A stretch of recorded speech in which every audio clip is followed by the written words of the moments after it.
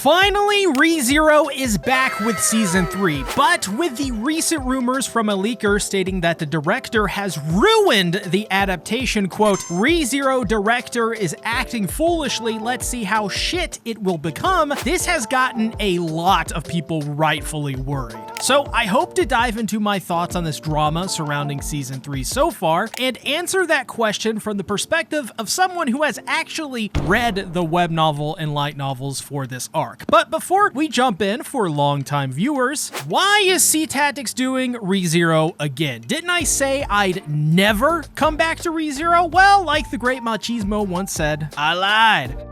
But let's be clear, Katakawa is relentless with DMCA strikes on ReZero content. So covering Season 3 is literally a risk to my livelihood. Even then, I felt it was worth it nonetheless. So you might notice these videos are edited weirdly. That's not laziness. I'm just being cautious, using images sparingly to protect the channel while still bringing you the content you want. Second, the best way to support me if things go south is simple. Like the video to help it with the algorithm. After all, it's been almost 5 years since my last ReZero video. Subscribe so you can join me on this journey. And if you want to financially support me, use code CTactics when ordering from GamerSupps for 10% off. You can grab a tub, a shaker, snacks, or some cool merch, and I get a kickback for every purchase. Thank you for your support, GamerSupps, and you. and let's say, this is 5 years in the making. I'm nervous, but let's get this party started. So I'm gonna be straight up honest, I really enjoyed the first episode overall, as I think it pretty much faithfully adapts the most important bits, which is the introduction to Sirius, one of the new villains for Arc 5 and Season 3. Not only that, but the introduction for the city of Prestella was really well done too. You really got the sense that the city was alive throughout the entire episode, and its influence from Venice in the real world makes the setting sparkle and dazzle the eyes, which is a massive tonal shift from the previous season, which was the cold, dark woods of Sanctuary. And you know, speaking of tonal shift, this entire episode seemed as if a gigantic weight had been lifted up from the entire cast. Byakuo spoke with excitement, and we saw countless examples of her being happy to experience all of these new things while still being her quirky self that's a little awkward. I think Beatrice in particular just brings a lot more joy to ReZero now as a whole, and that translates to pretty much everyone in Amelia's camp. We get to see throughout this episode all of them act like a big bunch of dumb happy goofs, and while at first I was sort of shell-shocked at such a drastic tonal shift from these characters, it does make sense and is accurate to the light novels, but done way better than the light novels could ever hope to achieve. Yeah, I said that. And the reason is simple. After finishing Arc 4, the reader's voice in the light novel is still very used to the dark tone from these characters. So now with it being animated with bright colors and new, more exciting setting visually and historically with actual lore to explore, and with characters unshackled by their trauma and burden after taking the trials of the Sanctuary, every character seems to have a new lease on life. However, there is still a bit of drama in this episode too. After all, it's still ReZero, but now there is more variety in tone besides just misery and death. We get to see a lot of really interesting character drama in Wilhelm and Reinhard's family. We learn that Wilhelm drove a wedge between him and his grandson Reinhard because he was running from his wife's death and was too obsessed with vengeance. We also get to see Reinhard's father and Wilhelm's son, Heinkel, who is the ornamental vice captain and someone that literally everyone hates. Like, no kidding, all of my homies hate Heinkel. Seriously, this guy is a D-bag, and the names he has earned are deserved, as he is a drunkard who put down his own father and son for pretty much no reason. I'm interested to learn more about his trauma because it is very clear that he did not take his mother's death well, like, at all. So at least in terms of nailing the tone of ReZero Season 3, I actually think it's much better than the light novel and especially web novel. This of course could change, but I don't see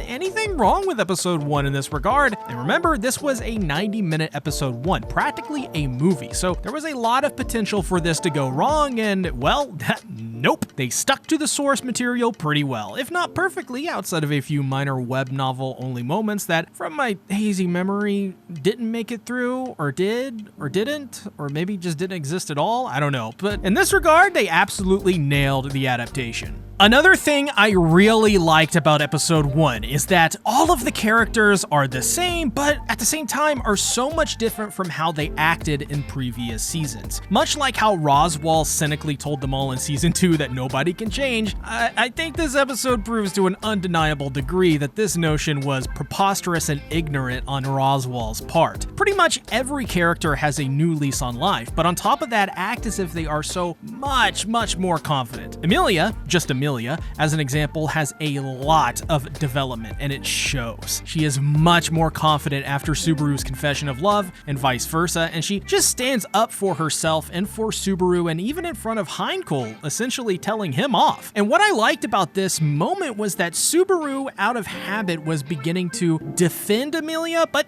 she got to it before he ever could. And this shows the agency of Amelia to act on her own free will and with confidence. After all, she has Subaru and all of her friends to back her up. It also shows that the events of Sanctuary have taught Amelia a lot and has allowed her to get through her trauma and on to the next stage of her life, which requires confidence and self-reliance. Things that she pretty much nails now, that she didn't before. I also thought that Subaru himself changed quite a bit from the last episode to this episode a great deal as well. He is just so much more confident now because I think he understands that the return by death curse is maybe in fact much more of a support system than it is just purely a curse. He also has Amelia by his side too, which has the same knock-on effect as it does for the aforementioned. And I also couldn't help but love the moment when he begins to sing with Liliana, the songstress of Annoying, and sort of gets some good rhythm and rhyme going, which I really thought was a great moment from him. It shows he's lightened up a bit and he's just more happy and loose. His relationship with Beiko is also incredible too. Oh my god, they laugh, they play together, and generally there is now a father-daughter dynamic to them, which, honestly kind of strangely fits his character almost perfectly.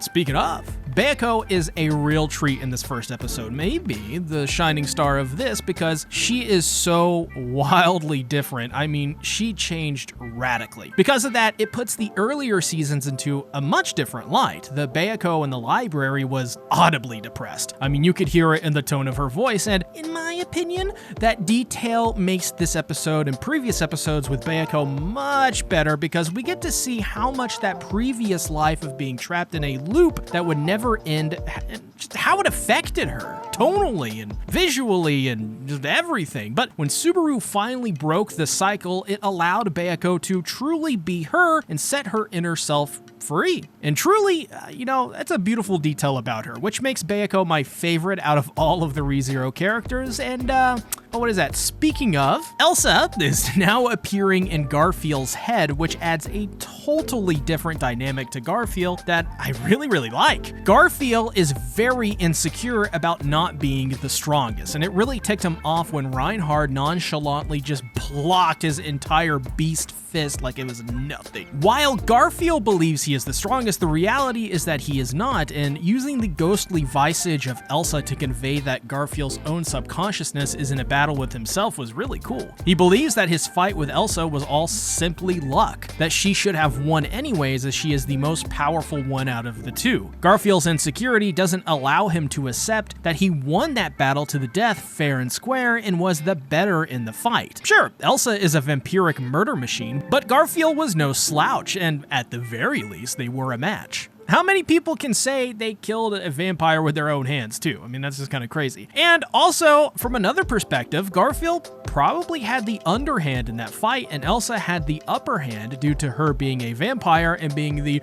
way more experienced fighter and killer. Honestly, I'd love to see this whole thing continue. Have Elsa show up in his subconscious to play tricks on him like a big bad case of big-breasted anxiety. That would be kind of super duper rad. So yeah, once again, I think they nailed the characters 100% perfectly, and I think they did way better than the original versions of the story, like way better. This is when we get to the twist at the end of the episode, the introduction of Sirius Romani Conti, the Sin Archbishop of the Witch Cult. But for the super special fans, they'll call her their thick dommy mummy.